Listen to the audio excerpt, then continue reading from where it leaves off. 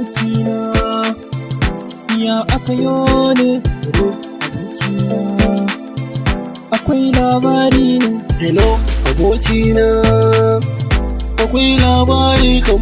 Hello abokina, akwai labari tabbas. So ni ina tafinka kamar labarin mene? Labarin gizo baya wuce koki, labarin soyayya. Soyayya labari mai daɗi, ina jinka abokina. Sai ka bari sai ka dawo, za mu samu har ba mu zauna.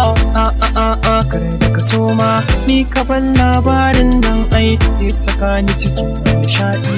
Dan labarin soyayya, ya kankuna can famsanta daga wata yayar kyakkyawa. kana nufin ta burge ka? Kwarai abokina da na bita, kalamai na da na furta, a take ta faɗin sunanta. Wayo binta, bintalo, yar ina ce bintar nan. taro na a daurawa, yanayin ka na turawa. Kai abin ya burge ni, zancen ka na kyasa shi.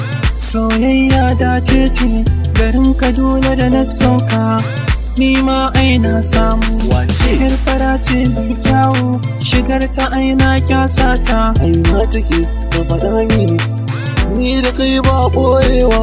Garin Kaduna can take, unguwar sarki take, layin su Binta da Aisha, wurin gidan su Khalifa ne.